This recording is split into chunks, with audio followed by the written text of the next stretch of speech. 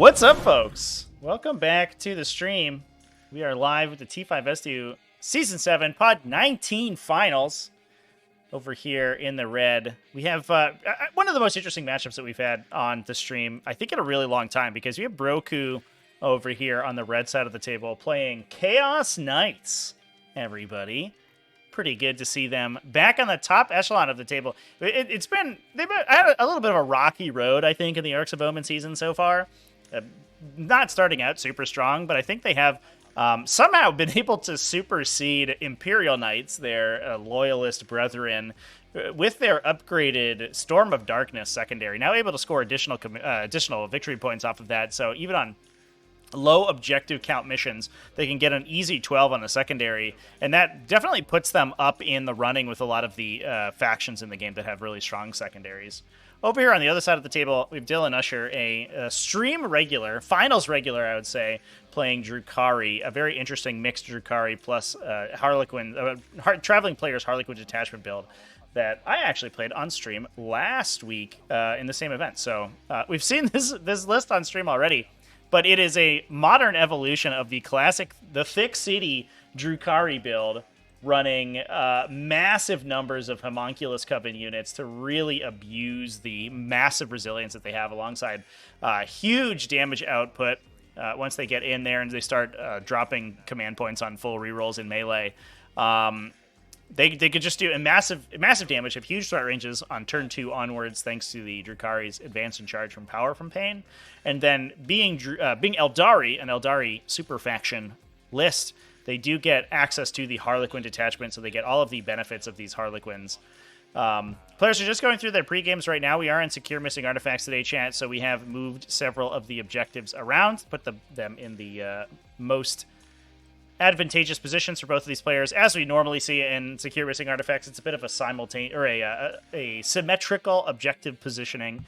Both of the players have pulled their home objective back for easier scoring and more difficult contestation from the opponent, and pushed their home objectives backwards a little bit into these nice dense cover positions on the side.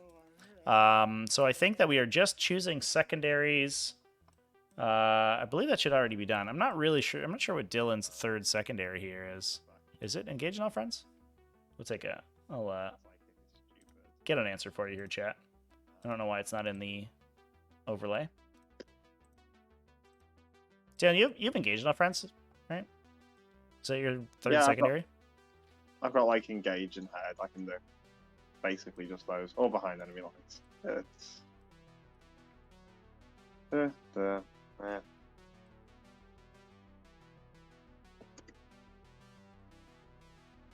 Okay, well, there you go. A little out of order, but it is what it is. Yeah, that certainly becomes before the objective moving, which is prior to deployment.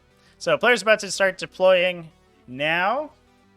I don't know if we'll see very much strategic reserving going on in this game. There's not a huge alpha strike coming out of the Drukhari army. You do have to worry about their kind of turn 2 beta strike. And they aren't, it's not that they don't shoot at all. It's not like they don't have any guns at all. All of these Talos paint engines have a pair of heat lances on the back, so strength 8 AP4 melta weapons, firing D6 plus 2 damage apiece. Super duper heavy anti-tank. They are a little inconsistent. They only hit on 4s, so a 50% chance to actually hit with those weapons. But if they hit and get through the invulnerable save in the Knights, they'll do some serious damage. So you can't just deploy out in the open against this army. It will still shoot you. And the Death Jester build that's in there is also going to be putting on a huge amount of pressure as well. Get the players to start the clocks here too. You just start the clock if you're deploying as well. Oh. Thank you so much. So I guess we'll do... All right, there we go. We're officially in it, chat. We're doing it. Nailed it. So running through the lists real quick here as the players are deploying. Exclamation point lists in chat if you want to follow along. We can talk about the Chaos Knight list first. It is a little straightforward, being a War Dog heavy Chaos Knight list. We don't have any of like the super swell combos that we see from the heavier Knight lists, from the big like Questoris and Dominus classes. So we are just running a ton of these little baby Armiger boys.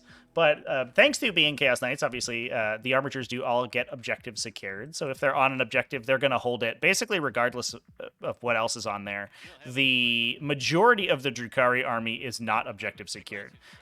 They do have 3 units of racks in the back here. Those are going to be able to steal objectives away.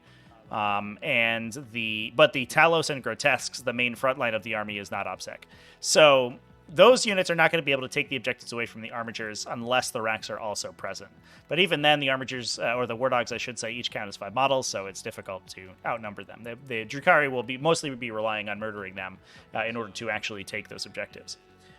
So we have 3 War Dog Brigand squadrons, 2 of 2 and 1 of 3. Obviously, they will all split into individual models once they're deployed, but they do have to deploy within 6 inches of each other.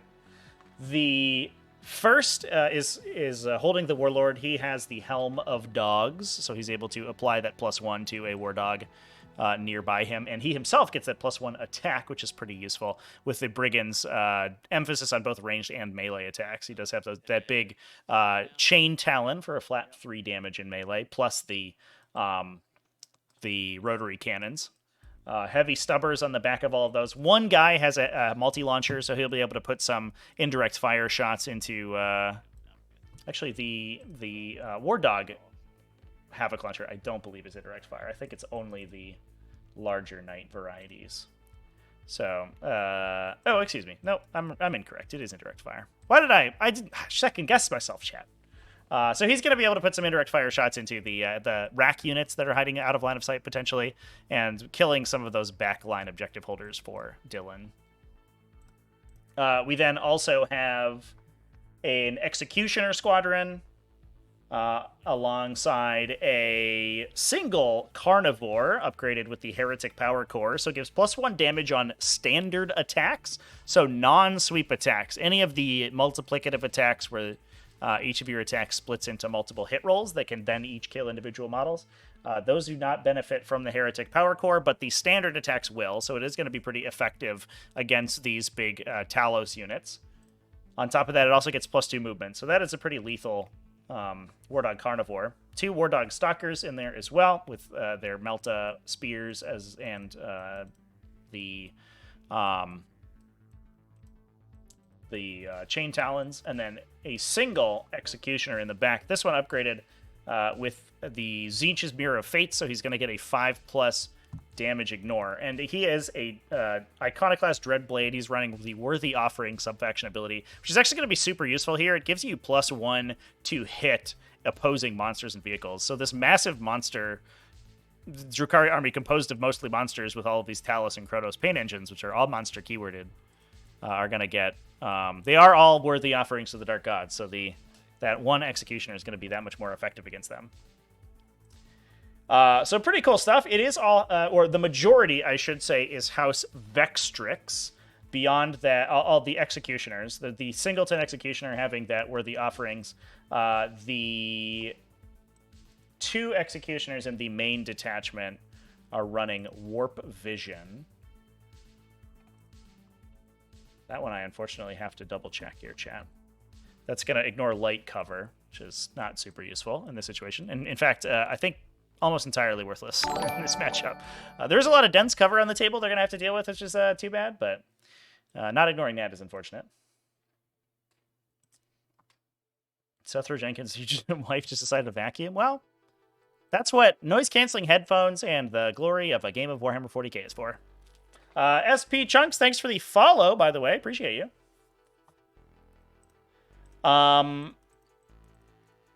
So we are running House Vextrix for the remainder of the list. That's going to give you a real strong OG Master Artisans reroll.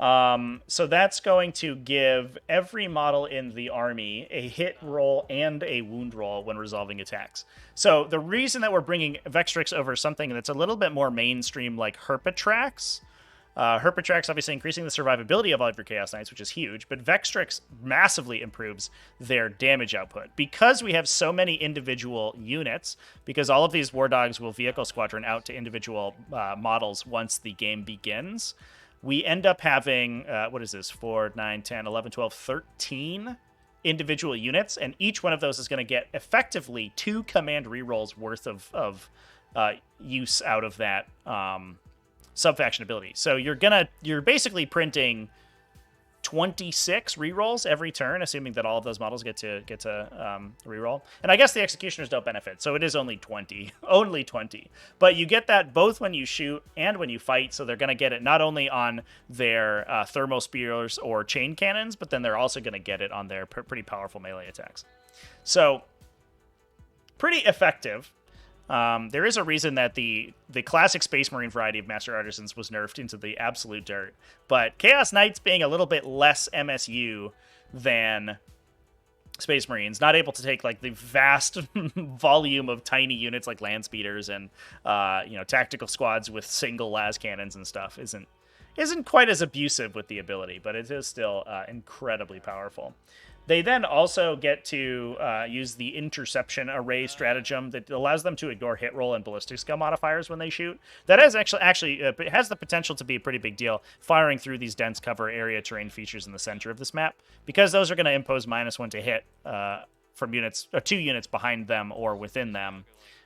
Being able to ignore that for 1 CP is a pretty big deal. So, all good things. Pretty interesting to see Chaos Knights on the table here, chat. We haven't done a prediction yet. Valdor, thank you for reminding me. Get that going real quick here.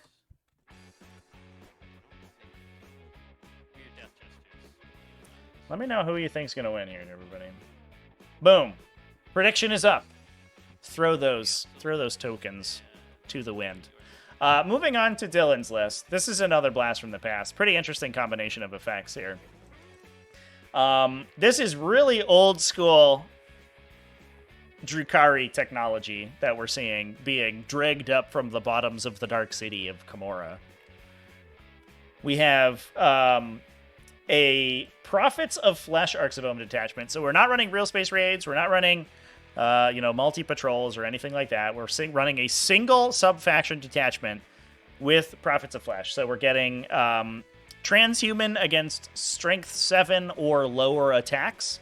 So the grotesques and the racks become significantly harder to kill with like medium strength shooting, which is normally what rips them apart.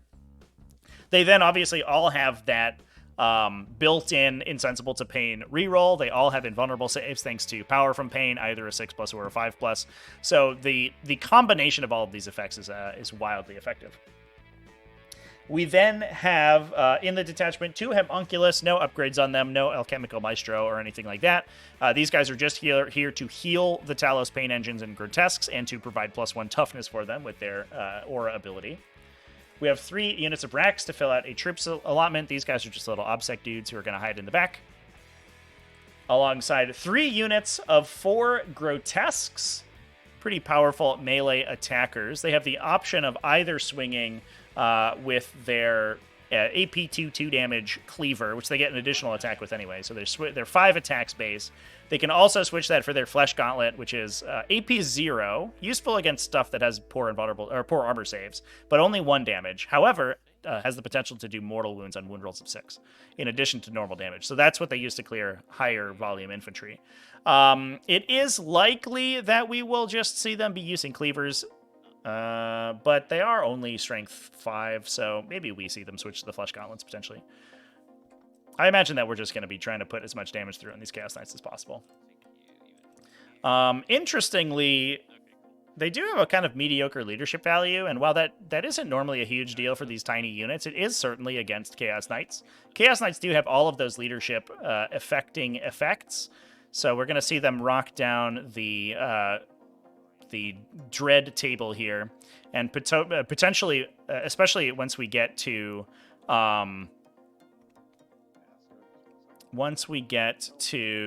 Geist Storm on turn 2, we can potentially have them fail these low leadership Drukhari units fail dread tests and then subsequently have their charge route moves. So they could be stuck not getting into melee, which would be unfortunate.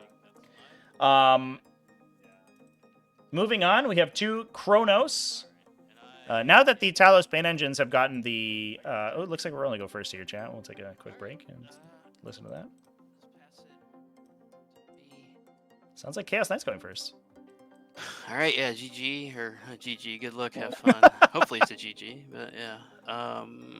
Okay. Roll to go first. This is classic Arcs of Omen here, chat. Roll to go first. Oh, we determined who goes first. All right, shake hands. Game's over. We can call it there. No, it shouldn't be that cut and dry. It is pretty beneficial when Drukhari go first, so I think that's going to be huge for Chaos Knights. The Drukhari game plan, because they activate their advance and charge on turn 2, it's very similar to Orcs. The Drukhari game plan is oftentimes to take the first turn, set up in defensive positions in the center of the table, so we would see them sort of place all of their Talos Bane engines behind these walls here, and then use that threat range, potentially just stack a bunch of models behind this thing as far forward as they could, or in this defense, these dense cover pieces in the center. And then use that to then take minimal casualties on the first turn of shooting, and then use it to springboard over into the opponent's deployment zone with that massive increase of threat range thanks to advance and charge. So the Talos go from moving 8 inches, charging, somewhere around 7, so a 15-inch threat range, to closer to 20 inches on turn 2. But given the Chaos Knights are going to get 2 opportunities to shoot at them, and it looks like we are going to be sneaking a Knight around the side here, get line of sight past the line of sight blockers in the Drukhari deployment zone, try to kill the Chronos. And this is actually something that we see Dylan do pretty often. He likes to play the Chronos a little bit faster and looser than he does the Talos units, because the Chronos, if the Chronos dies, the Chronos is just dead. If the Talos units get overkilled, because there's a unit of 3 models rather than a single 10, any spillover damage continues to hit the unit, so the unit will just get weaker and weaker as those attacks continue to resolve. But the Chronos, if the Chronos fails, if the Chronos is killed, it just dies. There's no spillover damage from those things. The Chronos will also be useful. They do have the potential, when they do damage, to heal nearby units, and they can potentially also bring them back now that they've regained the core keyword, which is why we see the Chronos in the list too. They also help to add a little bit of shooting to the list. They have a higher ballistic skill than their Talos brethren, a little bit better at shooting, and they also have that Spirit Siphon Flamer D6 Strength 5 AP2. Pretty mediocre flamer, but it's nice to have. Certainly helps you clear screens, which is something that this army can fall prey to. So you can charge the units behind them. While the Talos do fly, it is possible to block their physical movement a lot of times, and it doesn't have a great way of just killing those models without charging them. But the Chronos give you a little bit of answer to infantry like that. Easy Chaos Knights win, chat? Wow. We're not respecting the Talos damage output here. Chaos Knights win. So going back to Dylan's list, by the way, we haven't really finished talking about it. We do have 3 units of Talos, 1 of 2, 2 of 3. They are running the big gauntlets, so they are -1 to hit with AP3 3 damage. So they will crack through these War Dogs if they're able to connect, but that -1 to hit is unfortunate. Once they get to battle round 4 and they start to unlock their hit bonuses and stuff from Power from Pain, it becomes a lot more reasonable, but they are a little bit swingy before they get in there. However, they also do have that Ichor Injector, so if they're able to convert with that attack, it just does a bunch of mortal wounds, which is also pretty useful against the Chaos Knights. They can't use any of their real their damage reduction in melee to get around that. They can drop a CP on the War Dogs to reduce incoming damage. But then, as we talked about before, the Talos do have those Heat Lances. It's a ton of really heavy Melta shooting, and it is a little inconsistent, but it will certainly pull a War Dog or 2 down if they get a little bit too feisty. Last but not least, in this list, chat, we do have a patrol detachment coming out of Harlequins. This is led by a Shadow Seer running Mirror of Minds and Twilight Pathways, so we do have a little bit of double move if we need it. We can Twilight Pathways ourselves around to get additional angles to run the Harlequin Troopers onto an objective, or just to use the Shadow Seer to shoot and scoot. It can move out into the open, fire off a Smite, fire off a Mirror Mines, and then potentially Twilight Pathways itself back out of danger. This is a little bit of a little inconsistent game plan. Shadow Seer isn't the greatest caster in the world, but it is perfectly fine. We then also have a Death Jester, and this is the classic Death Jester build, running the Harvester of Torment and Favor of Shegarak. So he has the opportunity to, after rolling, turn one roll per battle round into an automatic 6. The Harvester of Torment then converts his 6s to hit into 4 hits. You get 3 additional. So if the Death Jester, for example, rolls his attacks, gets a natural 6, that's 4 hits immediately. It does hit on 2 base, so most likely hits its other attack naturally, and then maybe misses one or rolls low, then can convert that one into another 6 using Favor of Shegarak for 4 additional hits. So you've shot 3 times and hit 9. It is only Strength 6 AP 2, but it is 2 damage, so it will slowly tickle the War Dogs, but being covered by just masses of Talos and Grotesque, these huge, resilient Drukhari flesh constructs, that there's no way that Death Jester is getting picked out before Dylan wants him to. And he's basically going to be able to fire every single turn for the entirety of the game. So in this particular matchup, he's very good at killing light characters. So if you have small characters like, officers like Space Marine Lieutenants, these especially 4-wound or 5-wound characters that are mediocre defensive stats, the Death Jester can target those through intervening units, and he can kill your leaders very quickly. But he is going to be able to plink off damage on these War Dog Carnivores very, very slowly but surely. So we're going to be pushing a War Dog Carnivore up to the middle of the table, using that Heretic Power Core to get additional movement, and touching the center objective here, and I wonder if we are going to be placing a Storm of Darkness. The Chaos Knights do start with a pretty strong grip of CP. We do have 4 CP to try to reduce damage on this guy. We can rotate Ion Shields. We can reroll saving throws against the Heat Lances. It looks like there's not going to be a great charge on the first turn because, again, those Drukhari don't have the advance and charge on turn 1. So I think that he's most likely going to... It's not guaranteed for sure, but he's likely going to complete his Storm of Darkness in the center objective. And the new update to that secondary objective, it allows the War Dog to begin performing an action in the morale phase. If he survives until the next Chaos Knight's turn, he'll score 4 victory points from that objective immediately. He can do that on every objective, once on every objective on the table. So easy access to 3 objectives, 2 in Broku's deployment zone, 1 down here, objective 1 in the bottom left-hand side, 1 here at the top left-hand side in the forest, and then obviously the objective in the center. If he completes all 3 of those, he gets an easy 12. If he is able to blow out his opponent and get to a 4th objective, then he maxes the objective at 15. But an easy 12 is basically all you can hope for from a secondary. And so that's what we're going with.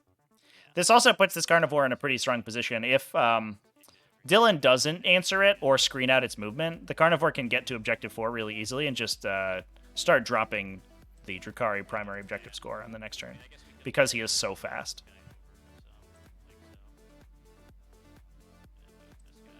Right there. Then I think that does it. And that's about as far as What's up, everybody? Thanks everybody for coming and joining. Let's say he can see the backpack or whatever sticking on. Yeah. Okay. All right, and then this was a bit of a last-minute game, by the way, chat. We don't usually stream Sunday nights, although maybe I'll start. I don't know. We've had a couple Sunday night streams that have I don't know, have seemed pretty popular, but this game was actually scheduled about an hour and a half ago, so maybe closer to 2 hours. So it was a bit of a last-minute one.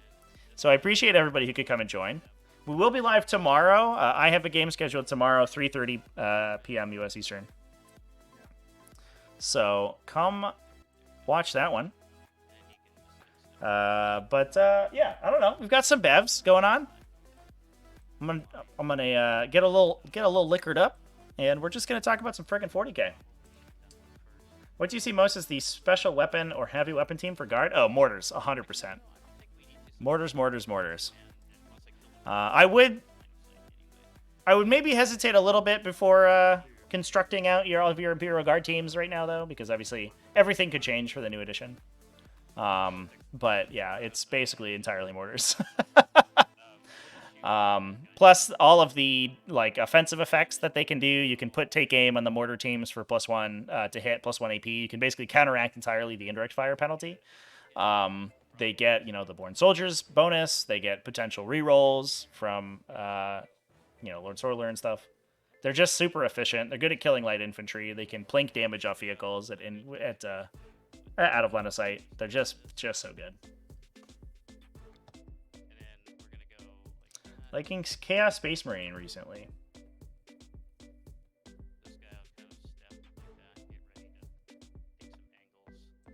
So these guys can all walk over here, it looks like. Yeah. And then I think we're going to get ready to kind of shift these guys over here. Now I don't think you have... So they can hop out here 8 inches. You can maybe get a couple shots into him, but that's fine. Maybe 1. And then these guys can go 7. They don't have the range. Sneaking suspicion every possible shot is going at this carnivore in the center. I don't know if I don't think Dylan can afford to split fire anywhere else right now. I think he's just gonna be blasting at that dude and hoping against hope he can kill him. If you kill this carnivore, it kind of it swings the game pretty significantly. It removes all of the Chaos Knight pressure on your side of the table, at least for that turn until the next round. But then the Chaos Knights obviously themselves have to be worried about the Drukhari threat range. So if they push too far forward, then they get hit by the Talos instead.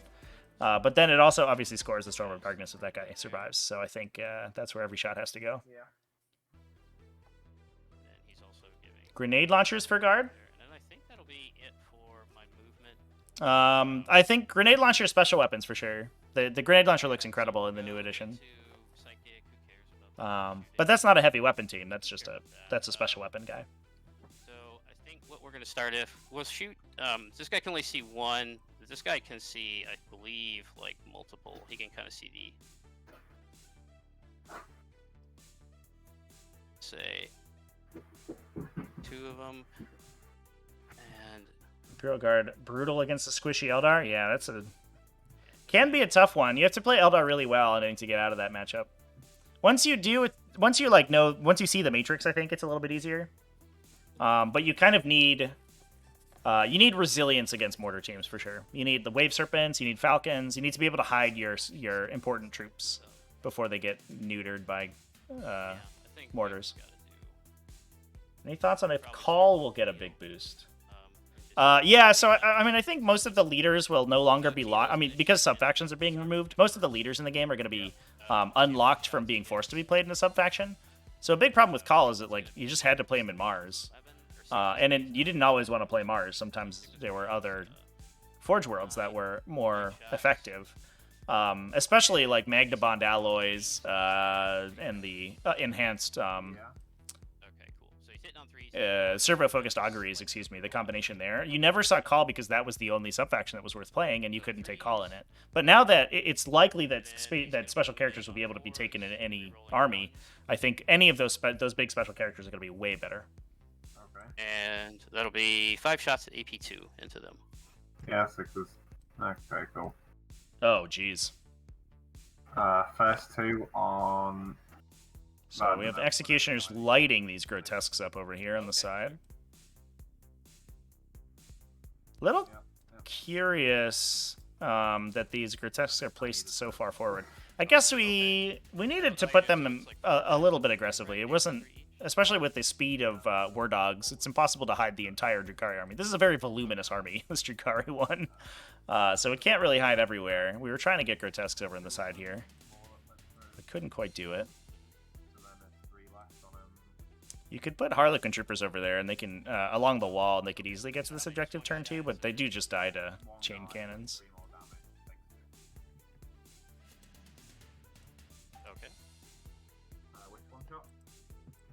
The teal. Teal, okay. Yeah. And white can only see this one. Fucking white see that. Here's hoping you can play Chaos Space Marines without Abaddon. White can I do think that there's something to be said for big, powerful special characters becoming centerpieces in 10th edition. We already basically saw that happening towards the end of 9th edition, where we have these huge, like, impactful characters who are basically the armies designed around, and Abaddon was a good example of that, I think. Where 90% of Chaos Space Marine armies were included Abaddon, even if they weren't playing Black Legion. And I have a sneaking suspicion that the trend will continue in 10th edition and may even get more pronounced. So I wouldn't expect to have. I would expect that the optimal armies will most likely include the big cool characters from their respective factions. Homunculus gives them all +1 toughness. +1 to wound. So okay, I didn't know that. So he's wounded on 5s then.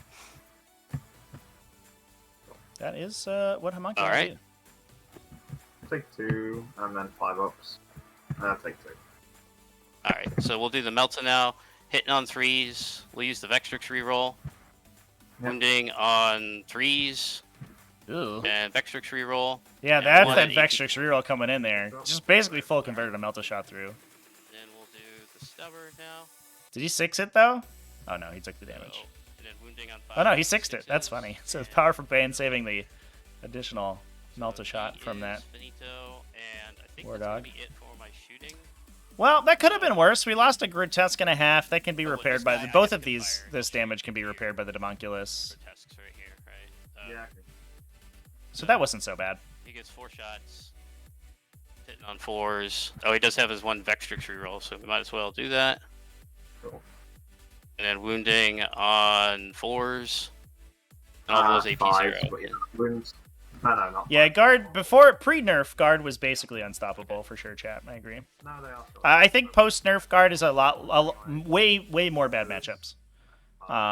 If you can play aggressively into them, they have a lot of trouble. If you can ever take their objectives from them and they lose on primary, they're gonna have a tough time. They will always beat you on secondaries, but their primary game is garbage. However, if they have a very defensive like mission and terrain setup, then they can just sit on their deployment zone and do nothing and score a bunch of points, which is exactly what they want to do. They want to hold the line. Here, I'm going to start the action on this point. Yep, there's the Storm of Darkness going down in the middle. Right there. And then it'll be your turn. Cool. And I'll pass the clock over, and I score 3 on Tyranny, 3 with this. And yeah. So I think a lot of this game is going to come down to whether or not that Storm of Darkness ticks out. Dylan is taking Engage in all fronts. That's a little dangerous, actually. I'm not sure he can score that on the first turn. Yeah. I think that's literally impossible. Unless maybe you have 6-inch advance on these Talos, but it looks like they're too close to the table quarter. That's an interesting pick, honestly. I'm not sure if I love that. Because you do need at least 3 table quarters in order to score that. We do have racks in strategic reserve, I believe. Oh, maybe we don't. Oh, we do. They're placed on the side here. Okay, so I imagine that 2 of these are in strategic reserve and 1 is in Webway Strike, so that we can teleport them anywhere on the table. So we do have to... Broku does have to run a dude backwards a little bit there in order to assist. Screen out that back corner so we don't randomly get Harlequin Troopers retrieving battlefield data back there. This list should be able to max out its retrieve battlefield data. It has enough Deep Strikers. Chaos Knights are pretty good at screening, but they can't get too far forward because the Talos will just kill them. So we'll see if they're able to screen out the retrieve battlefield data. I think that will probably be a 12 for Drukhari. Bring it down will most likely max. All you have to do is kill 7 War Dogs out of 13 to get half, and I think that will probably end up basically being tied with Ruthless Tyranny. Bring It Down is a good choice against this Drukhari list, but it doesn't max. It only scores 10. So that is a weakness on the Chaos Knight side. Now, this being... The reason that this is relevant is that this being secure missing artifacts, the primary objective is going to be basically a non-issue. Both of these players have a very good chance of maxing primary because the tertiary objective is so easy. All they have to do is score their priority objective, which is most likely objective 4 for Dylan and objective 2 for Broku. So basically, if they hold those objectives on the top left and bottom right, They're just going to score 3 points a turn. And in addition to, if they're able to score over the course of the 4 turns that primary objective scoring is open, if they're able to score 8 points a turn from holding 2 objectives, which should be easy, then that's a max of primary. So unless something wild happens and one of these players gets tabled, I don't think that we're going to... I think the primary is going to probably nix out. Bring It Down and Ruthless Tyranny would probably nix out. So it comes down to Broku's Bring It Down versus Retrieve Battlefield Data and Engage in All Fronts in Storm of Darkness. Storm of Darkness is much easier for Broku to max or at least get 12 on than it is for Dylan. So if Dylan kills this Carnivore right here, it may be that Broku's not able to max out that Storm of Darkness at 12. And I think that gives Dylan the advantage. We'll see.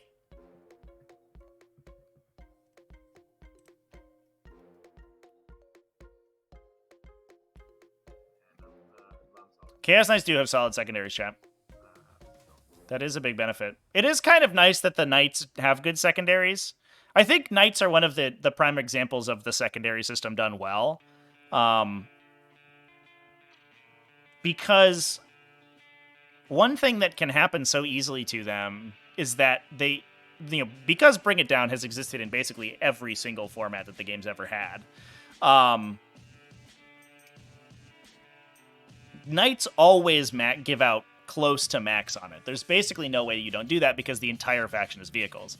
So playing Knights, you're always down like a 12 or a 15 on one secondary. And you have to be able to come back from that. And giving Knights their own set of super powerful secondaries means that they do have a chance against enemies who can, reliably kill half their army, which most armies in the game can. That just happens naturally over the course of a regular game of 40k playing.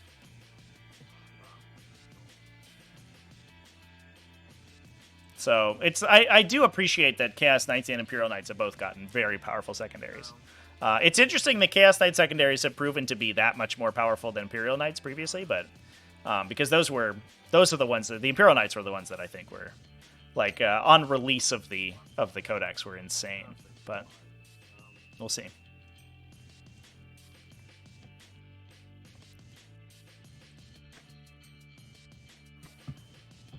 Worried after looking at characters like Abaddon will come down to points cost? Yeah, for sure.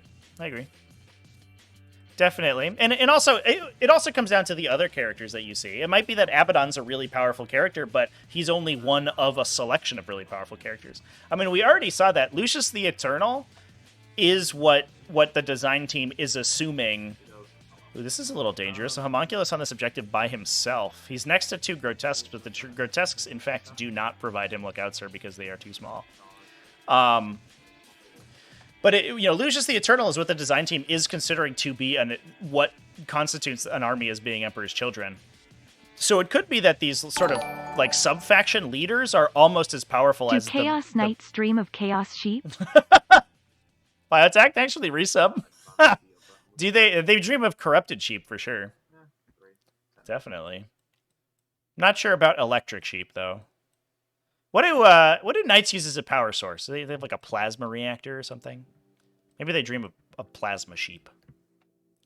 But yeah, it could be that these like sub-faction leaders end up being almost as powerful as the big faction leaders that we also see. And that's been the case in the past. Like historically, I think the example that everybody loves to throw out is Lysander in the old was it 3rd or 4th edition Space Marine Codex, who unlocked Terminators as troops, I think, and he was a huge staple in the game because he was hugely transformative to your army composition. And we might see that. Buddha, Don Quixote, those stupid knights. That's a windmill right there. That's what that is. It's time for a joust, my friends. Ooh, we're almost at a hype train, chat. Thanks for the subs, everybody. No Herd the Prey. That is an interesting choice. 3. I know that Dylan was considering it. I think the difference is that Dylan's assuming that he's going to play more aggressively than his opponent. And so he's going to have more opportunities to score behind enemy lines by teleporting. Xeno spotted. Whereas the knights can like throw one knight over on the side of the table and then grab the prevent the or make it difficult, I guess, to take the herd of the prey. Whereas you can play more proactively discord engage in all fronts. Herd of the prey just being the reverse engage in all fronts. What is this Death Chester doing? There is nothing character protecting over here, right? Oh, we're gonna fire and fade him. Okay. So we're going to move, shoot, and then move again for 2 CP to get him back into character protection. I think that's everything that's moved. They're doing RBD. They're over here. This is all in aura, protected. Yeah, psychic. Mirror mines onto the carnival. Yeah, Drukhari's definitely been a sleeper for a while. Not too surprising that we haven't seen them in the meta for a while. Sure, whatever. Fog of Dreams. Fails. Mirror Mines. Death Jester. Fog of Dreams. Please tell me that one passes. Why does that say Twilight Pathways? I don't know. Oh, that's a mistake. Oh, I'm getting confused between the two lists. Okay, cool. Whatever. Oh. Sure. He'll Twilight Pathways himself then. Okay. Dylan, I think, maybe forgetting what powers he has. That's awkward. We... That is some of the downside of playing these more sedate events. If you do change your list in the future, once it's locked in on an event, you can't change it again. But no better way to do that, unfortunately. And if failing the mirror mines here was unfortunate, that would have been potentially a lot of damage on the War Dogs. Yeah, and there's goes to rotate ion shields on the carnivore in the center. I think he's hitting. on it. Yeah, and your line doesn't go through it. Okay, cool. I was trying to see if you could draw. What's a good secondary army with guard? So, yeah. Like an army to play besides guard. First shot, turn it to a 6, because it rolled a 1, I think. Yeah. If you want like guard on hard mode, it'd be kind of like Adeptus Mechanicus, I guess. Side shot's also a 6. A lot of similar attack profiles, but they focus more on melee and are much harder to play. He's good. Cool. Yeah, 2 CP. Oh, you spent 2? Alright, let me see if I get... Yep, here's You the do? Fire and Fade to get him back into safety. So I think we were going to try to Fog of Dreams him to make it so him untargetable from too far away, but I don't... That's not... I thought I had one. It's not... Yeah. It doesn't work if you don't have the power.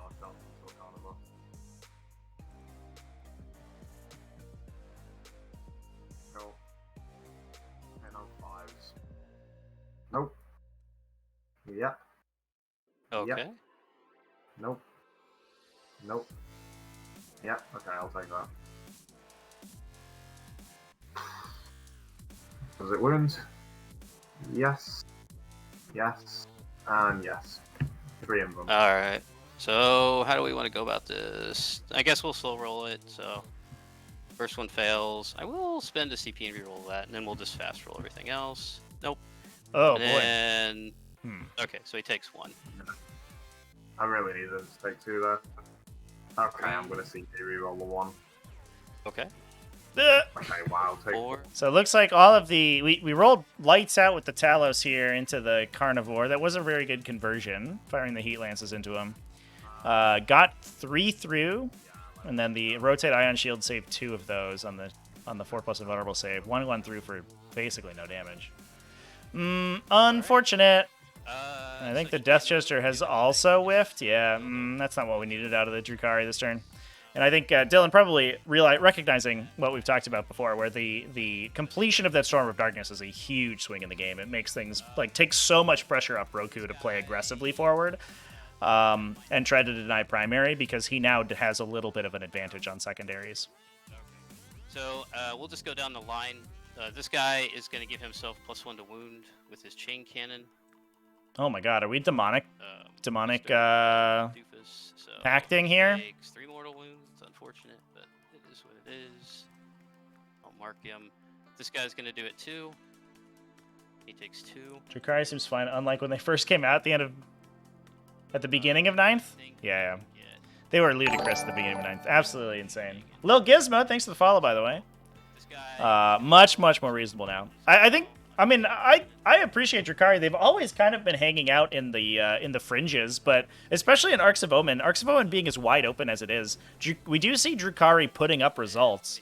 The classic like Raider Rush Drukhari build that's just super technical and super finesse oriented, where you just have a lot of individual small units and characters and transports, and you're trying to deliver them into where your opponent doesn't want them. That list is very good. As Dylan's showcasing here, the old school Thick City, big tanky lists are pretty solid as well.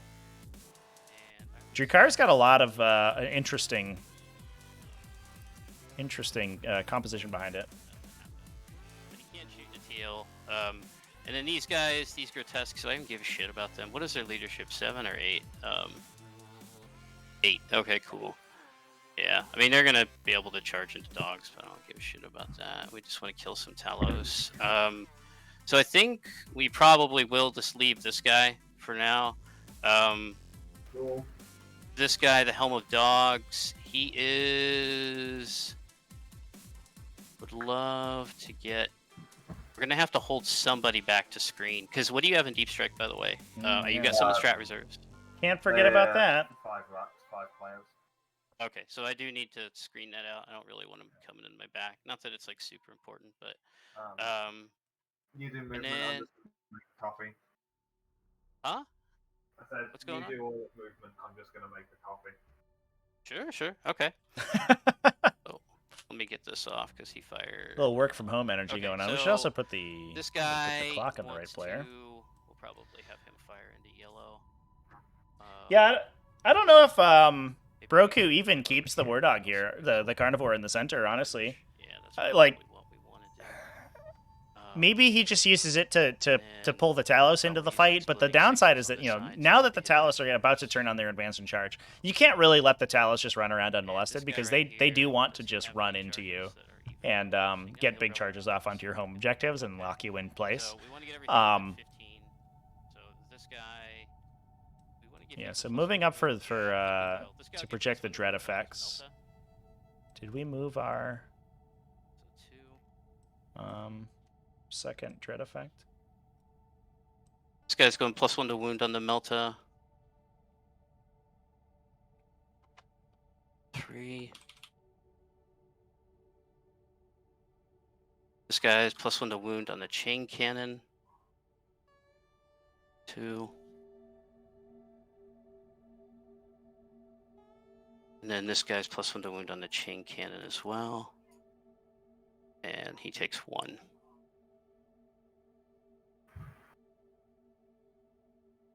And then Helm of Dogs will hang back. Unfortunately, is there a way we can... Any So if we other go, like, faction focus I'm curious about? I think the one everyone's holding their breath for is Tau. Because, I mean, Games Workshop has had just a hell of a time getting Tau right, and I want to see them do the faction, well at all, to be honest. So let me pull this off. I think, the 8th edition Tau was kind of a disaster. Their abilities didn't really work very well. They were only good when Riptides were too strong, basically. Were like too hyper pushed. 9th edition Tau was a disaster in the other direction. Everything was insane on release. Just like hyper push profiles. But their abilities were cool, and I think the way that they played was really cool and interesting and very finesse oriented. And I want to see them maintain that, but in a way that makes them like this cool maneuver faction. I want to see them play as that like short range shock and awe kind of range faction that they want to be, instead of just launching railguns at people from across the board.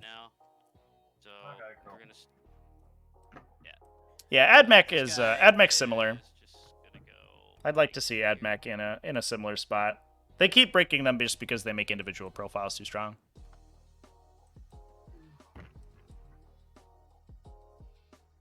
we want to go a bit further. We don't give The Plains build at the end of 8th edition, early 9th edition was a little bit silly. And by a little bit silly, I mean it's probably the most broken lists that the game had seen. go like here. I don't know, like ever. Most factions in the game had no way to win against that list. And he can Yeah, it was when AdMech was when aircraft AdMech was good. The AdMech 6-plane. these guys can 40k was not a very good and then game. we're gonna put Glad it's gone. But I think the Adeptus Mechanicus builds that are good right now are really interesting. They're focusing on Sicarians. They're focusing on Skitari bricks, like these big infantry lists. Pretty sweet. so that's 10. Shit, I should have done mismeasured. Yeah, So six planes we'll is so dumb. advance This guy. The only way most factions beat 6 planes is if the 6-plane player got really, really bored and then like timed out or something. More. Basically, they had to make a game-losing mistake. Shuffle these guys a bit, so I And even then, like I think we saw maybe the Season 2 Invitational. We saw like Necrons go first against it and like deliver this hammer blow Alpha Strike, blow like 3 planes out of the sky, and it didn't matter. The resilience and the damage output of the planes was too strong. So screening out the backline here with our Executioner. The awkward part about screening these Drukhari drops is that the 525 mil bases that the infantry come in on from the webway is just so small. It's so difficult to actually protect yourself from it. is what it is. Wow, we rolled a ton of mortal wounds in this army with the demonic household trait.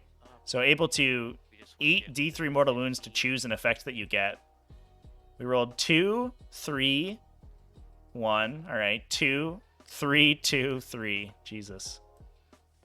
Almost killed almost a knight worth of wounds there. Is that right? 1, 2, 3, 4, 5, 6, 7, 8, 9, 10, 11, 12, 13, 14. No, we did 15 damage to ourselves. No. Ouch. Again, That's a lot. this guy comes back here. We'll shuffle this back just a bit. Fooch beat Manny's 6-plane. Did he? He was playing Skitari, I think, right? If we're talking about the game that I remember us talking about, I think he was on Skitari bricks. I don't think he was on 6-plane. I think 6-plane had been nerfed at that point. This guy's gonna go here. 6-plane basically didn't see any IRL play because it was Gonna move so this guy. so early on in the edition Oh, and so late on in 8th that there were no IRL events happening really at the time. There were not many anyway. Yeah, aircraft are in a weird spot for sure. I hope that the 10th edition retains the aircraft mechanics that Arcs of Omen brought, because I think that the Okay. turn 2 reserve is actually really cool Probably. for aircraft right now. I mean, having played aircraft a couple times since then and played against it, it changes the dynamic and it makes them feel much more airplane-like, and it makes them feel a lot less stupid. Fortunately, that was a change that like everyone was asking for ages, for months and months and months, and they finally made it, and it made aircraft feel really interesting. We'll go into psychic. I actually think in a lot of cases it makes you play your aircraft correctly, because most of the time you were supposed to have And I'll just. you were supposed to have And then we're going into put them in strategic reserve. shooting, I think that we and forgot let's to start score out primary. over here to start with. This guy in the back is gonna shoot at teal. Broku, right you scored here. 12 this turn, right? On primary? Oh, I did, yeah. Oh, sorry. Nice. Oh no, this Hello Dog's gonna advance, but this guy will fire into. Actually, it's this guy. He's gonna fire into teal right here. And I think what we're gonna do is. Yeah, Thousand Suns are going to be interesting for sure. Let him ignore The heavy psychic factions are really because he has to shoot through this deck, so what he's they gonna get go in exchange for their the loss of and psychic we'll start powers is with going to be the huge. cannons.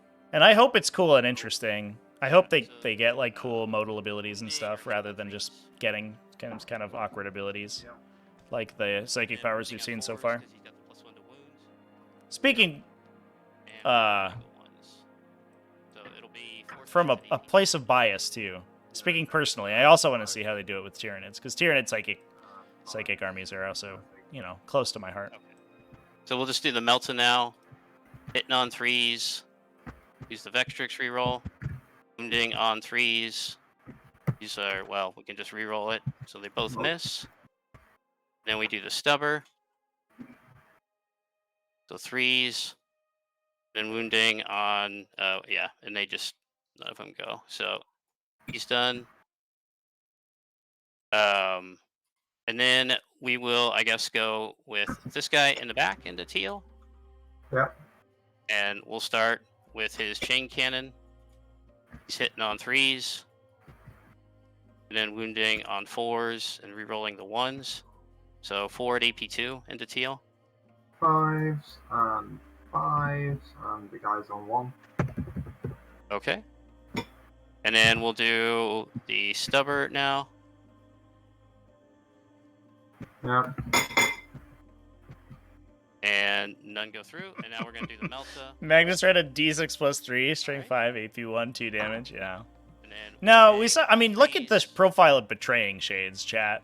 That's not even that like impactful of a spell in the current edition, and it's a fire hose now. Like Bellicor suddenly became a It's going to be like gun carriage. That guy's ranged attack is insane. 5. Um, Really? Cool. There's a half explode. and I would assume that Okay. So we'll mark this guy. He's we done. see We'll come something back to similar. these later. You know, Magnus, I imagine, is going to Yeah, have I'm like, gonna give, you know, whatever choose we one, roll, either so shoot a hit 12 on damage them, laser 30 beam dog, or which shoot is like not- 15, you know, AP2. We'll start with the blue guy Can right kind of here. picture that. So we'll start with this Havoc launcher, see how many shots he gets. He gets 4. He's hitting on 4s. And then wounding on 5s and 6s. And those go through AP0. So one Talos dead out of teal so far, and that was this entire Okay. bottom And contingent we'll just firing. do the Melta now. Hitting on 4s. Wounding on... Don't see the point of taking a whip on the Keeper of Secrets and rather those than go the through Aegis. Yeah. Do you get the dagger in exchange for the So that's Aegis? going to be 7 damage for the Because first the one. dagger is, I mean, having extra attacks is good. I'm not 100% up on what the Keeper's equipment loadout Okay. looks like. Yeah, and then the second one will be 3 damage. Oof. So one Melta cracks through, blows a Talos up, it looks like. Yep. Oh, barely! Exactly killed it. Unfortunate Okay. from yellow. And then... No detonation he's so done. far. These things do explode for whatever reason. Can And deal we'll damage to shoot, their own unit. 'cause I think this guy can only see them. We're going to shoot the Helm of Warpsight guy into them now. Okay. Yeah, so we'll see how many shots he gets. So 3 plus 2 is 5. Ew. He's That's an hitting on underswing. 2s. That's just exploding 6s. And then he's going to be wounding on 4s. And they all go through AP2. Oh my god. It's a roller coaster ride of a gunshot there, chat. Looks like 3 hits going through. It's going to be 9 damage. Shouldn't quite kill the Talos, but we'll see. Okay. Mm-hmm. How much damage? Only 2 Yeah. out of the 9? Well, okay, so there was 2 4s, 1 5, and 2 6s.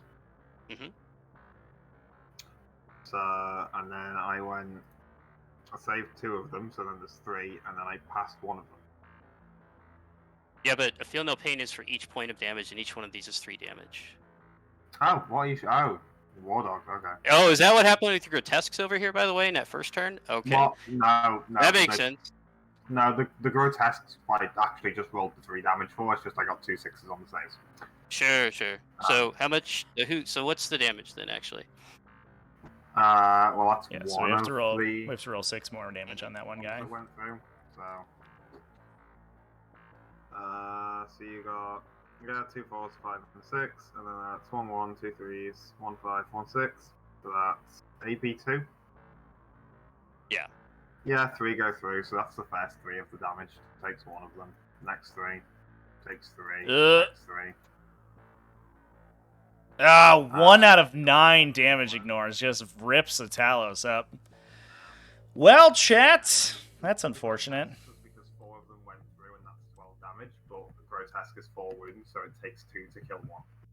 Mm-hmm. So this guy is going to shoot his stubber into that, Yeah. and we just get 1 hit.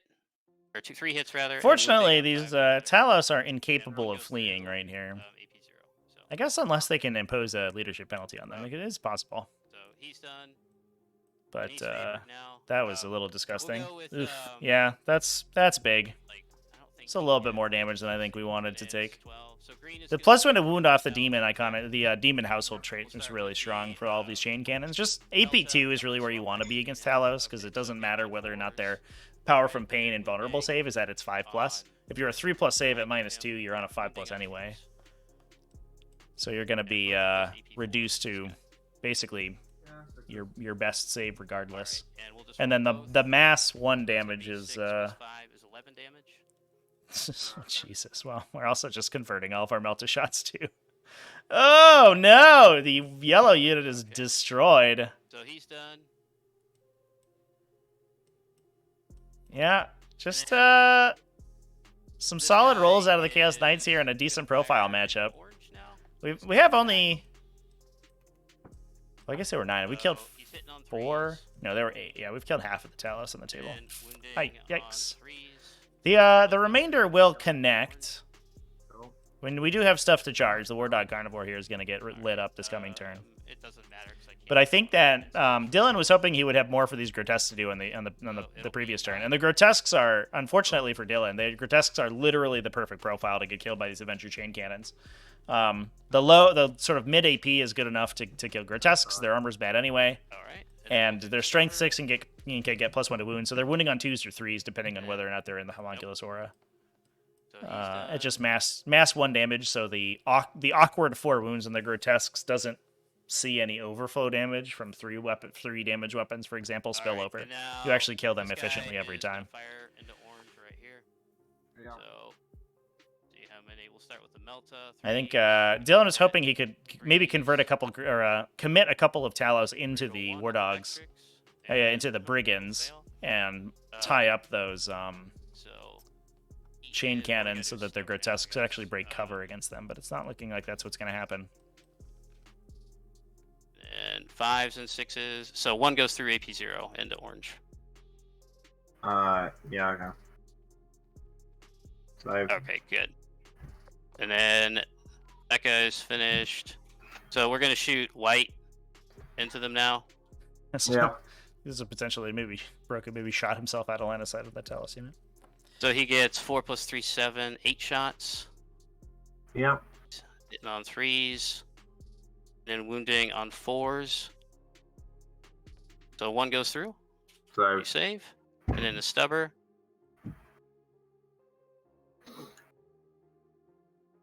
And no luck, so he's finished. And then we'll shoot this guy into orange now, back here. We'll Yeah. start with the chain cannons. 4s. And then 4s. And 3 go through AP2.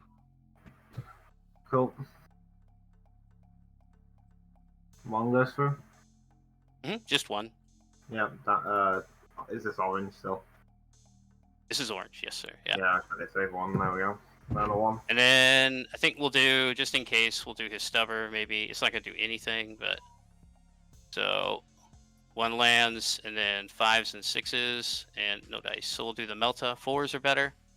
Yeah. Vextrix, and then wounding on 3s. Oh my And god, Vextrix. these Vextrix conversions, chat. Holy crap. These Meltas are just too efficient. So 1. That's 2. Oh, and we rolled a low Well, okay. You don't have to. low damage on the 1 wound Talos. Ah. Alright, so that's 1 dead guy, and then the other one. So we get a spillover for 6. Are you kidding me here, chat?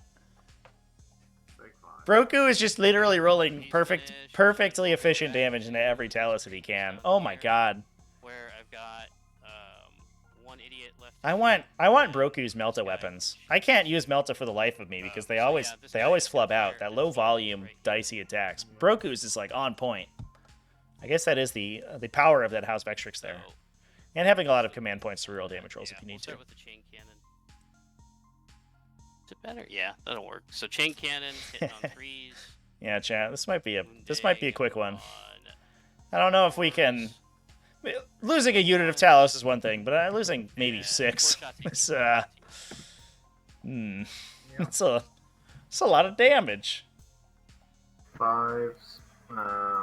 Damage. It's 1 damage apiece. Yeah. 5s. Save. All right. So we'll go into the Melta. And then 3s. And 1 goes through AP4 into them. Yeah. Damage. Yay! There's So a just 1. there's a 1 damage that actually matters. No. Cool. All right. 50-50 on So- damage, either a 1 or a 6 now in He is between. Yeah, it does finished. feel that way sometimes.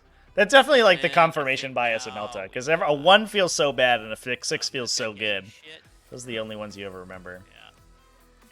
And Don't think we have a good I think charge I've here. done all of my That would be really have a little anything else. aggressive Oh, at this that. idiot can fire too, I guess. Carnivore He'll charged. Fire into your. I'll say he can't see shit. Well, we have 3 Talos to get in there. I think We'll go into the charge. a little bit of an idiosyncrasy of the Talos list is that the weapons on the tailgun weapons on the Talos bane engines are heavy. So when they advance and fire, or when they advance and charge, they actually can't fire their heat lances. If we could see a situation where the Talos could push forward, push past this carnivore, fire heat lances into it, and kill it, and then because it's on lower wounds, and then move to another Wardog, that might be okay. I guess what we're probably going to do here is kind of ignore the advance and charge. We may use it to try to get the grotesques in range, but then use the Talos to move forward, shoot someone else who's not being protected by, who's not in the center, and then charge the carnivore to try to kill it. Leadership 6. You could take some mortal wounds. I actually think we're gonna nuke. Damn it! Oh, I needed to pick, by the way, because the top of the turn. Yeah, we'll see what Haywire does in the new edition. Haywire's always been a weird, like, an inconsistent effect. They change it every time they remake it. I will hold on to the CP for now. So we'll go into and we're gonna do the action, by the way, on this point right here. Yeah. I'll just do it with this guy, this Havoc. We'll actually we'll do it with the Havoc launcher guy. So we'll put the thing over there, and it's your turn now. Okay, cool. And I'm gonna get 3 for Ruthless Tyranny, and then for Bring It Down, I've killed 3, 4, 5.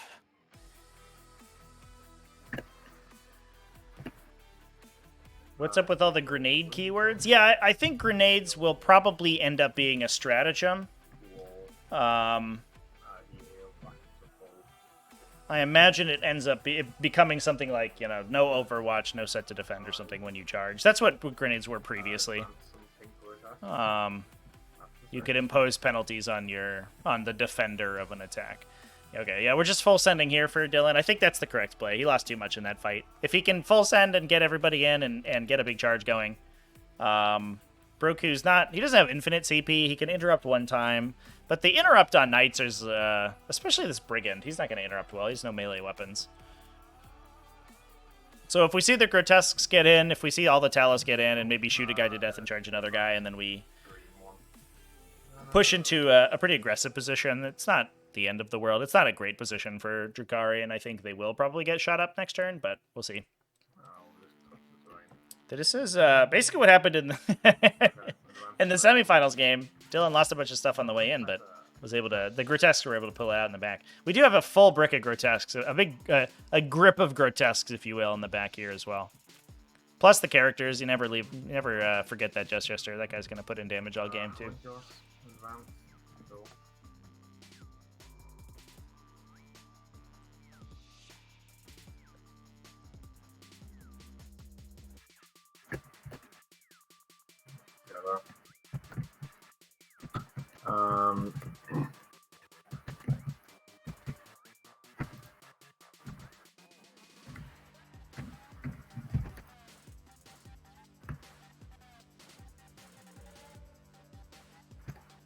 Yeah, I don't know. Advance the Kuto. The 2 Grotesques.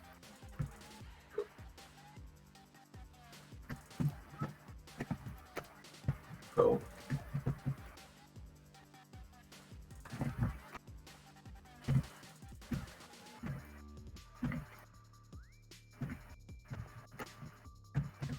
Yep, there's a homunculus. Advance the other grotesques. I haven't already advanced. That's 6.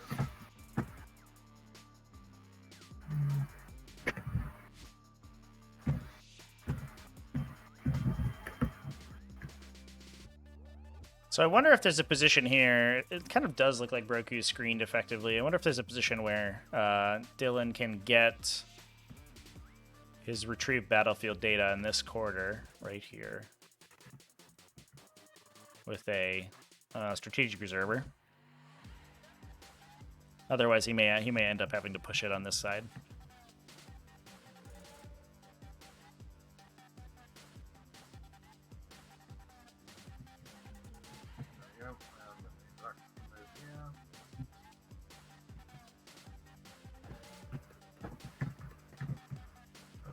Shadows here can move up.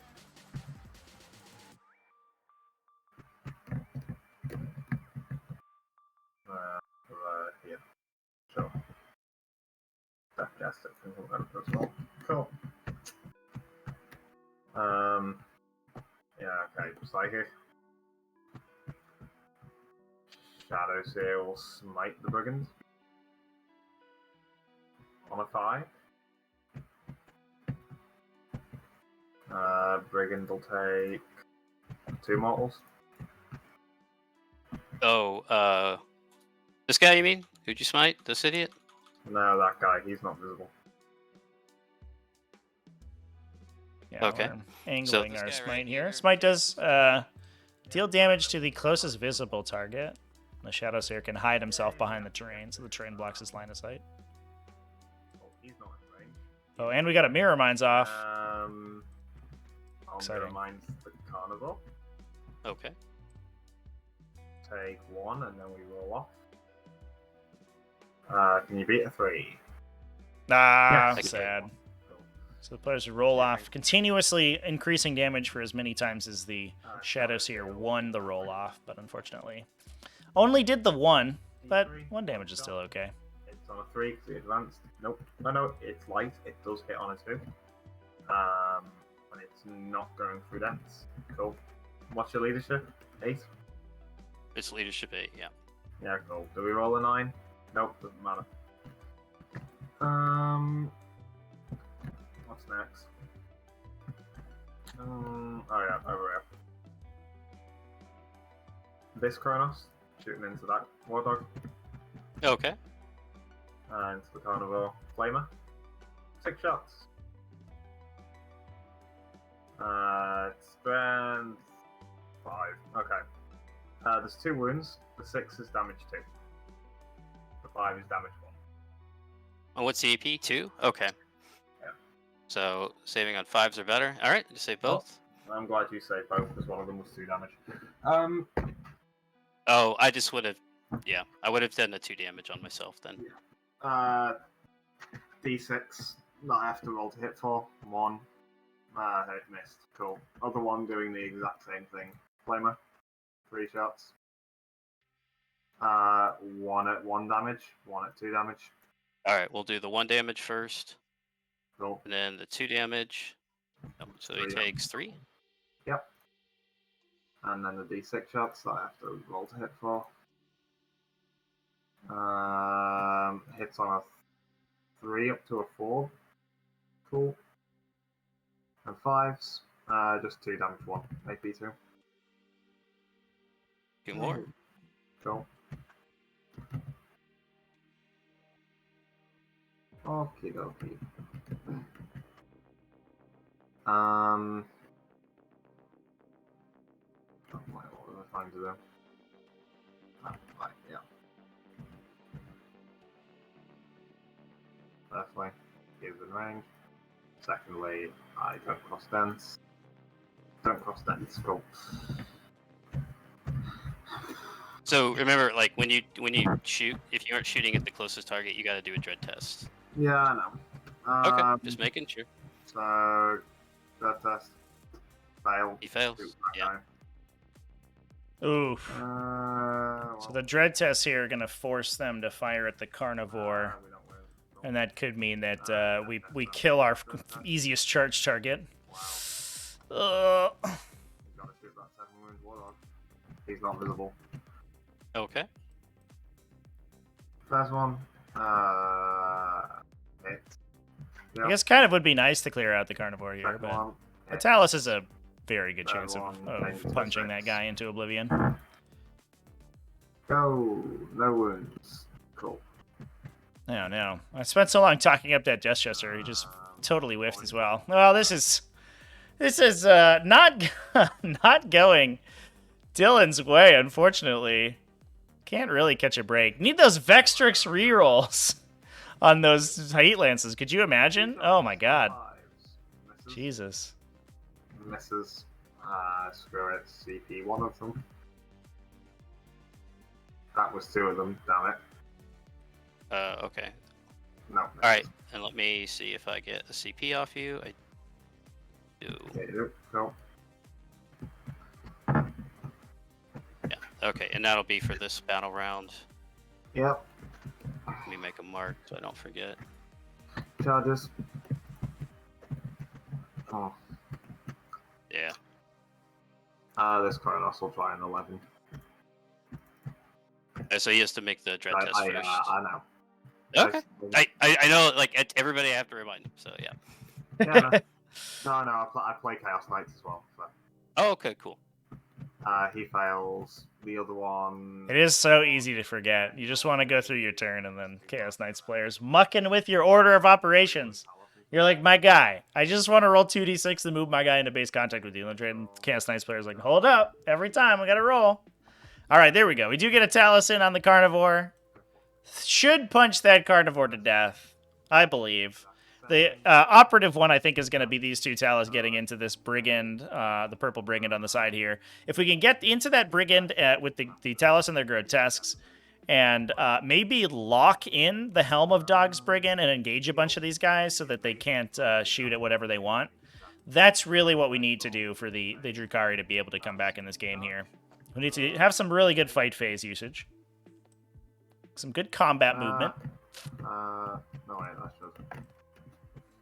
I do have a friend I played recently in a tournament who had he was playing World Eaters very appropriately, but he had a saying, always remember your ABCs, always be charging. That's kind of what we need here.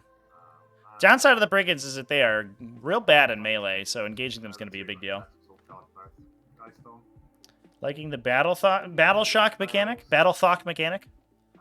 We'll see how it goes. I have a sneaking suspicion it might end up being kind of random, and I don't know if I like that, but we'll see how much manipulation people have over it. And it may be that, you know, you just end up playing around it. It's like an interrupt or something. You're up on the token there, my guy. It's the token. Yeah. Okay, well, I don't know. I'll just say no. It doesn't matter. You're not killing something. Okay.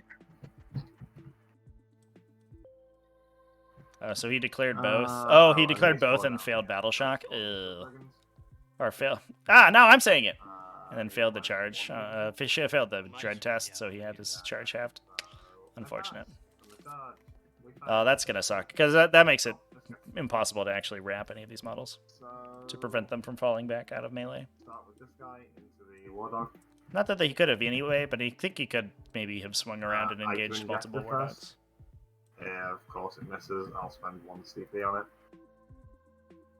Oh my god, chat! This is hard to watch! Dylan! We need your dice from last game, my guy. Holy crap. Nice. He failed everything. Oh Okay. my god, the Talos flubbed on the Carnivore. Are you kidding me? Other guys into the other brigands. So the Carnivore is not only objective securing in this objective way, but that is the Carnivores are the melee guys. They have better weapon skill and better attacks than any of the other war dogs. So he is, I mean, I have a lot of CP. he is gonna punch that Talos to death probably Let him blow. pretty easily. Jesus, yeah, this is tough, chat. Drukhari would have been, I think, pretty heavily advantaged going first, most likely. But Hyper injectors. they needed some good dice going second. They go first and they can put a lot of offensive power like behind this ruin and behind this ruin, and then just roll, you know, pass the turn and say go. Going second, they need a little bit of help because they don't have their threat range on the first rip battle round, and so the Chaos Knights get to do whatever they want for a turn. And then from there, we needed some good dice, and it's really not happening. Yeah. Does. Oh, we got an explosion, though. We'll start with my guys. Okay, well, that's something. None of these Drukhari are wounded because the homunculus healed them, so no chance that we lose a model, and we're actually going to clip 3 War Dogs with this detonation here. This guy. As that reactor goes critical. And then your Talos. 1.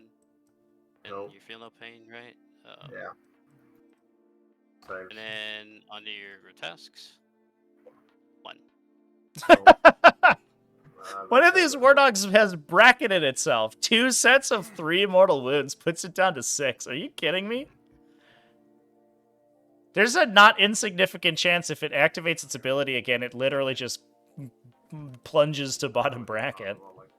That's funny. Yeah, sure, he'll swing. He's gonna go into your Talos. He gets 5 attacks. The last game we watched was the Tyrant Guard versus World Eaters. Yeah. yeah. That was the last game on the channel, chat. I have not streamed very much this week. Straight 12. Been doing videos, but also, I don't know, a little burned out on playing. But I'll play tomorrow. We'll play against some Eldar. It'll be a fun game. I'll probably get rolled over by secondaries, but we'll see. It's gonna be this Always a right here. chance we save out of it. 7 or 6, excuse me, and yeah, it'll just be 8. 12 damage in total. Yeah, he's back. Okay. Cool. Over to you. All right. Ugh. So That was, yeah, the 10th edition, I think, battle round 3. I am. it is interesting having, like, you know, 10th edition facts sort of in your head We're here. gonna go into. So only 1 knight killed that turn for Drukhari. They lost a Talos in the swing back from the War Dog. And they failed the charge up top here too. Oh my god. Let me pull these tokens. Well, Should have done last turn. I think if everything had gone Drukhari's way here, it may have been a different story. If we could engage a bunch of these War Dogs, kill this guy, put these grotesques behind this wall, and blow this guy up with the full reroll stratagem, then I think there's definitely the opportunity for a comeback, but I think right now we're about to see a shooting phase happen, and most of this Drukhari army is going to disappear. Oh, especially since we have this these grotesques poking through this wall here too. So now they're an eligible target. All of those Avenger chain cannons we just talked about being such a good profile against them are going to light them up. And Drukhari not even able to place units across the midline of the table to score behind enemy lines. Helm of Dogs will just sit here. Oof. That is an oof, chat. We wanna Well, keep going. +1. Yeah, this guy do +1. At least it will be a relatively quick game. Is Melta. Do I need it? It sure does help, doesn't it? Didn't help fucking last turn. Maybe Actually, we'll keep more the than that. Drukhari will This make guy every right here save. is gonna They do have invulnerable saves, and invulnerable saves can, you know, just pass every time. So he goes down. Literally nothing but 6s. Ready? That's what I'm gonna do. And then The this Drukhari will guy get right lost here in a time warp is and forget gonna about be all their nerfs. I think the only nerf that's actually stuck on this list within range of the homunculus, and he is the stay where he's at. nerf to... I think that's gonna be it for command. I mean, I guess it's not Artists of the Flesh because they moved to Prophets of Flesh. How do we want to go about this? We need to kill this. So that's the, like, you know, it wasn't playing Liquefiers. So that's probably like the only one that really is a thing. But what they forgot about was that they needed to go first. And they went second. Classic Arcs of Omen gameplay, chat. Just go first. Hashtag just take the first turn. Yeah. Big mistake. So there's no way I can get the The better play would have been to just have your opponent tell you can go first. clearing out the grotesque. So maybe we'll just move him up here, and then we've got that charge if we need to. So, for movement, he is just gonna hop like right there. Oh wait, you've got your light sated thing, right? Where I charge you, you just run away. Yeah. Completely forgot about that. Okay, so yeah, we'll get ready to charge grotesques if we have to. So he's just gonna like hop like over here, and he'll charge. So, chat, what's our what's the biggest mechanic that people want to see from 10th edition? Like the next article they want to come out, not like a faction focus or something. Because there's a couple that haven't been spoiled yet that I'm like kind of crossing my fingers for. I want the announcement that True Line of Sight's gone, please. But there's a bunch of other stuff like Charge Phase, Close Combat, like Piling Consolidate. None of that stuff's been spoiled so far. What are people interested in? We're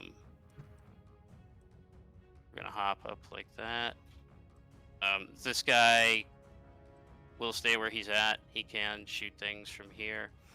And then I think what we're gonna do is, do we have enough shooting into these grotesques? I think that's probably why we actually want to move this guy like right here. Because then he can see a bunch of different things. This guy can see those grotesques. And then we'll just kind of shift this guy over. Not that it matters too much. And then we have to, do we want to back up? You guys do blow up, so we probably don't want them blowing up on my duders, but...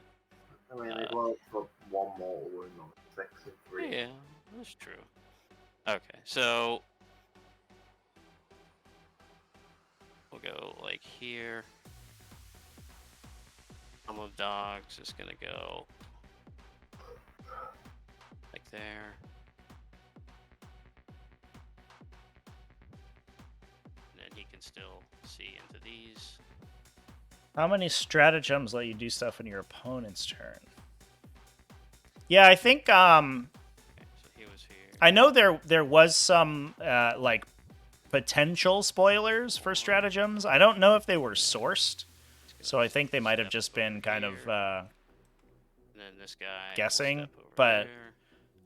I know the one that came from the Warhammer think Fest we kinda reveals wanna was shift that you this can guy over overwatch end of charge phase and shoot at a unit, or movement phase, excuse me, in addition to charge phase. Yeah, I can't get shots on them. He's just gonna have to accept So these. gives you potential double opportunity to light someone up. And then, yeah, I think that'll be everything. I think that is interesting, depending on how line of sight works. Okay, so If you we're gonna can- have the psychic. Like, if Space Marines end up, like, Oatsa-momenting you and then being able to shoot you 3 times a turn, it could be a little bit disgusting. Especially because you can potentially fire Overwatch, Then like, for free once. Or twice, right? You can have, like, a Terminator brick get targeted by Rites of Battle, then by Gilliman's free thing, then you shoot in your own turn. and then we can So just, like, three taps with full rerolls could be gross. So we're gonna shoot. We're gonna put the exploding 6s to hit on But these two I think it depends a lot on how easy those And shots we'll are to start get. with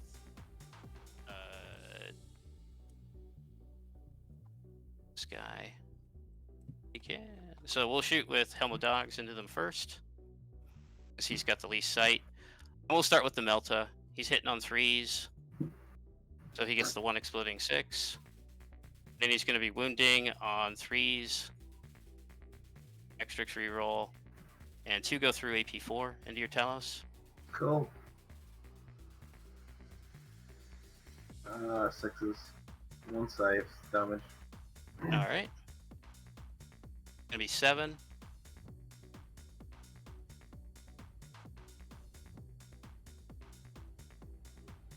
Yeah, take 4.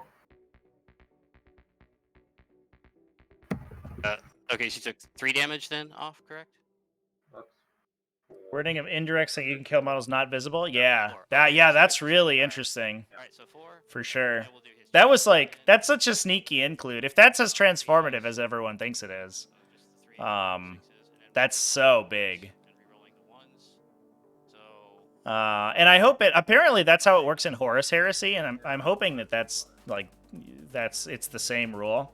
There is potential for abuse, and I would hope that the design team's not dumb enough to make the same mistake if they say that you can only allocate saves to visible models, because then that was an issue in Star Wars Legion. I don't know if it's the same, but in Star Wars Legion you can block your own line of sight to enemy like unit leaders and heavy weapon guys. Then you can shoot them, and saves have to be allocated to them. It gets really, really abusive. shoot the Melta. Yeah, we're not gonna. But I hope that it's controlling players' discretion for sure. But if that's the case, then that's like big deal. 3s, extra reroll. So 2 at AP4. Yeah, damage.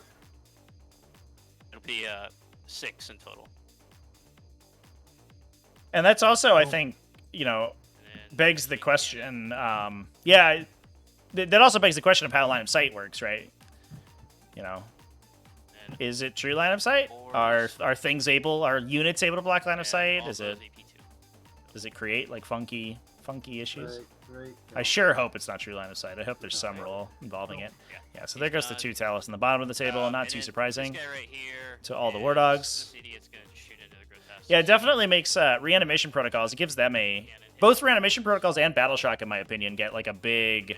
On 4s. The context makes so much more sense because reanimation protocols in the context of the current edition seems whatever. You know, oh, there's 20 Necron warriors. Well, I'll just kill 20 Necron warriors, and then you won't get to get D3 guys back, which isn't even that many, or D3 plus 3 for occasionally for warriors. Which one? Alright. But Yeah. Okay. if you can put 5 Necron warriors on an objective in a unit of 12 Well, let's actually do or 10 or whatever, and then Just you know over you only have to remove 5, then suddenly you can revive all those 5 the coming turn, and then AP0 into these guys. be back to it. So that would make Necrons incredibly strong. Delta, Vectrix, and 1 at AP, or you know, AP4 to these guys. So Yeah. Okay. 6 up. No damage. it'll be kill it. yeah, he's dead. Okay, so that guy's done, and we'll just go over here now. We're gonna shoot into this guy. Will fire into these grotesques. This idiot right here. Start with the chain cannons hitting on The other thing I think is that assuming that units can just get pulled out of line of sight and stop taking casualties in the new edition, that makes battle shock. I think the effect of battle shock makes so much more sense because suddenly shooting at a unit and failing to kill it still gives you the opportunity to render it unable to hold objectives. So even if you have a unit that's partially out in the open, it's on objective. If you kill half of them, the only half you can see, then the next turn they may still lose that objective if they lose their nerve, and every turn previous, so that or every turn subsequent, because you continue to test for battle shock after you've reduced to below 50%. It's not just the command phase in which it happens, as far as I know. So you're just going to have to continuously roll for them. So you need to support them with new units, basically, if you have a unit below 50%, which is interesting. So rendering someone eligible to be battle shocked is basically the same as killing them. And then, yeah, we'll go into... I think we actually are going to shoot into them with this idiot right here. We want to use this guy, and then we just go into them. Yeah. Nah, we'll do it with this guy. So he's going to shoot now, warp sight guy. Yeah. And he'll get 9 plus 2, 11 shots. He's hitting on 3s. And then he's going to be wounding on 4s. And I'll just turn one of these into a 6 with his favor, and then all of those AP2.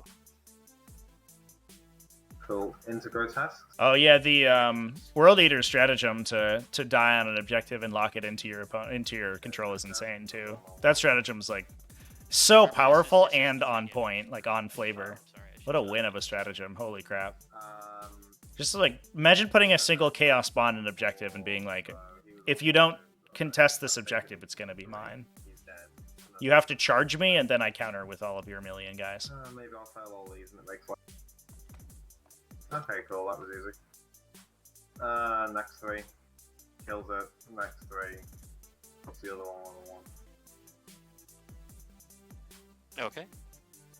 And we'll do the stubber now. That made it really easy. And 2 at AP0 into this guy. Yep. Cool. Alright, and he's done. Alright, we're going to go into the Kronos now. We'll start with this guy in the back. Yeah, we'll start with this Warp Vision nerd. Should we just do the Melta? Yeah. So we're going to do this guy, into green. We'll start with the Melta. So hitting on 3s. Extrix. Wounding on 3s. And both at AP4 into the green. Yep.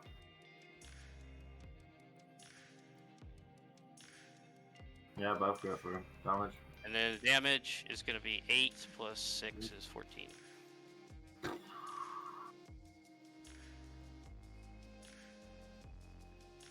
1, 2, 3, 4, 5 dead. And he Yeah. is. World Eater's at the top of all chaos in 9th edition? I don't know if I'd say that. They do seem very powerful, but, I mean, have you seen Abaddon? So this guy's that firing guy into red now. Green. that guy looks insane. You get CP up the... CP coming out your butt. He increases your leadership so you can dark pact people more. You can go in a big unit of, like, Terminators or whatever and wander around the table. Seems amazing. We'll see. I don't know. We also want to see, like, we have to see the god-specific stratagems for him, because he potentially unlocks the use of every keyworded stratagem on his unit, because they will all have the correct allegiance keywords. Okay, and then he's going to do his stubber now. And no luck, and he's finished. Alright, we'll just keep shooting into these assholes. So, I think this guy, he can't see anything besides that. He'll shoot into the Chronos. Yeah. Yeah, so that's going to be 4, plus 3, 7, plus 1 is 8. Oh, okay. On 4s. Oh, he did lose the And then wounding on 4s. allegiance And keywords? just 1 at AP. Yeah. Cool. That's what I get for damage. not double-checking that. Take 2. I was going off a And the discussion stubborn. that I was reading earlier, but I think people were just talking out their butts, maybe. And then he's done. Yeah. Alright, and this guy will fire into the Chronos now, this idiot power. Yeah, He okay. gets 5 shots. He's hitting on 5s. Oh, Vextrix reroll. Nope. Ending on 5s. Right, 1 goes through. AP 0. No, Dead. no, he has all the chaos keywords. Get out of here, He's chat. finished. How come? Now we're just gonna shoot How are you making me second guess myself again? tasks. I gotta stick to my guns. Every time I say something, it's been right today, but y'all are trying to lead me astray. Get out of here. Okay. What are you doing? He has every single keyword. What are you talking about? This guy will shoot his chain cannon. Oh, into this group. yeah, I got- Chain cannon stubber. Warp Wander is fucking getting me right now. Oh my god. I have to stop listening to you people.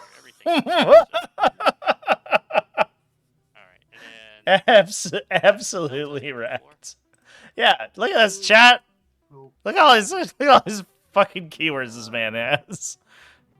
Corn, Slanesh, Snorkel, Siege, Chaos Undivided, Terminator, Infantry. Dude's probably targetable by the world. This guy right here is just gonna fire into the grotesques.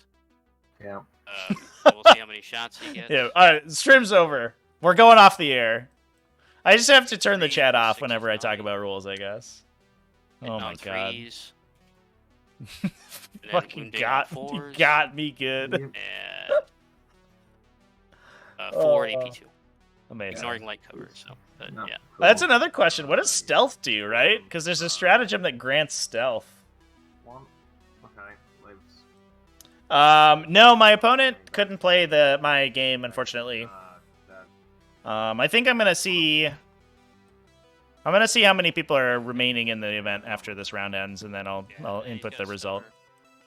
I may just give it to them and then concede, and then drop if I make a buy. But I'm not sure if people are staying in. Stealth -1 to hit outside 12. Yeah, I can see that. Somebody said that stealth would be untargetable outside a certain distance. I was like, oh boy, could you imagine? Because Be'lakor has it. That would be insanity. But Be'lakor can just turn on untargetable outside 18, so that guy's going to be fine. Be'lakor seems broken as hell. Absolute nutcase. I mean, okay. I know my Death Jester is good, but I think I can probably give it to you after you've killed 1,800 points of an army in 2 turns. Oh, okay. You want to forfeit then and just talk it out, or? I don't know if I score points after this. Oh, okay, yeah. Because there's my army literally has 2 grotesque models in it left. Yeah, I did kind of. Is pretty much the worst matchup, I'd say. It's If not. you got in the a worst- quarter? It's not the worst on every board. It's less deployment wise, and it's more. I'd have to run a gauntlet of open lines to get to you on this one. Yeah, if it was like a quarter deployment, right? I think I was worried about that one map that you played Trevi on.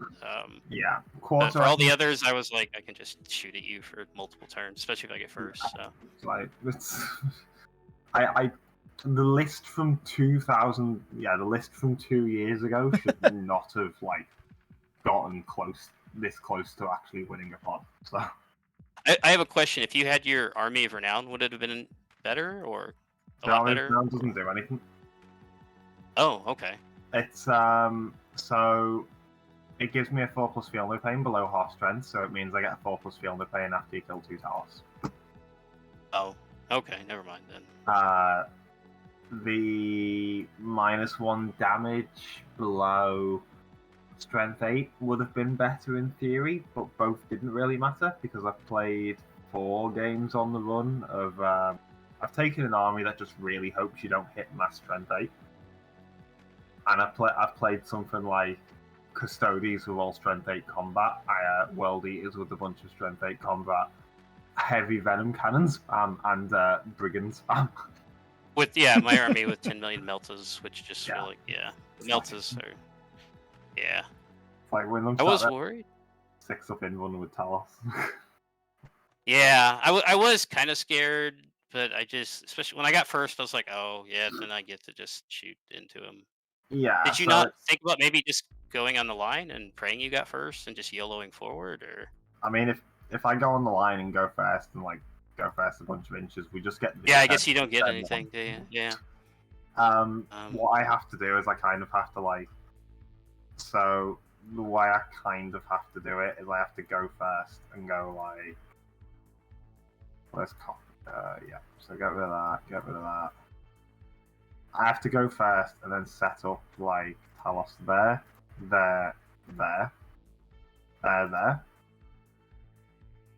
then I have to like advance like another and set grotesques up over here, and then get like a large advance. No, sorry, then keep this unit here and then just hope I get a large advance next time. Because then I can actually thrash you with Heat Lancers, but it's like, well, I've got to get Hope 2 Heat Lancers kill the Dread Knight twice, and then make a bunch of long charges into Geistorm. With leadership's 8 down to 7, so 42% chance of the charge being impossible most of the time. Yeah. Makes you feel any better, I get to play Devin and lose fucking horribly to him because like CK into Imperial Guard, so like, at least it's, I get punished here in a bit. Just get violated by that crap. Yeah. I mean, that was amazing that you made it this far, by the way, with this list. I know it's not the worst thing, but it's so archaic. So it's not bad, but it was it can punch through Custodes purely because it's a low damage 3. I may have just got some ridiculous dice in the World Eaters one where Angron kept coming down, failing a charge, and dying to 4 grotesques. Yeah. And I think Trevi can attest to shooting about 8 venom cannons into single Talos and doing 0 damage. I do remember a Cronus that was like a 9-point swing that survived like 400 points of shooting. Jesus. I was expecting something like that. Just wouldn't die. Just gonna get like 5+ to the end of the world. Yeah. Yeah, you need to just roll like 1,000,000 5+. And as soon as you fired the first melter shots, and I rolled it, and I was like, "Oh well, that's a dead Talos." It's like, "Oh, this is gonna." Yeah, those Melta spears, those thermal spears are real strong. Yeah, that Vextrix, pretty good. Yeah, I'm not a fan of Strength 8. It kind of negates my armies. Yeah, that's fair. Yeah, it's nice because the volume of fire is so high. And you can put the exploding 6s on key targets, so even if you're kind of getting diced, as long as you just get a few good results through, you can normally kill what you need. So it's actually that's what I've noticed. Like it's really hard to just get like shut out by the dice just because there's so much shooting, and you can get the exploding 6s on things. So yeah. Yeah, I think I've seen enough like Herpitrax that And those guys just wandering into the middle of the table and missing a bunch of times. That I think the rerolls is pretty spicy. Yeah, I like No. Vectrix is way more fun to play. Herpatrix I think is ultimately a little better, but the Vectrix just has these insane shooting turns, and yeah. Herpatrax just annoyingly comes out ahead purely because of the if you look at a lot of, it's really weird how a lot of the damage in the game from a lot of units that Knights are scared of averages out to 12. Yeah. For sure. So like there's a concerning amount of damage that you look at and it's like it does 12 wounds on average, and it's like, okay, so Herpatrax means that like Knight lives on 2 and you roll a little bit below average. It's like, yeah. Oh, it's crazy durable. It really is. It surprises you like how chunky it is. When I played Kogo, I was just like, I don't know what to do. He's Imperial Guard. I'll just put everything on the line. And I lost the roll to go first, and I was like, okay, I lose. But then he just couldn't kill enough, and I just walked at him, and yeah, that was GG. So I don't think I play an army that like doesn't struggle into Chaos Knights. I think last time I beat them was before the 5-up Inbrun Harlequin nerf with Harlequins. But that might have been because it was conversion and the guy charged Abaddon into me turn 1, got killed by one Harlequin unit in 1 turn, because that's what Harlequins do. yeah. So he played the entire game with no CP, so all of his knights got wrapped by boats and couldn't emergency break out. Ugh.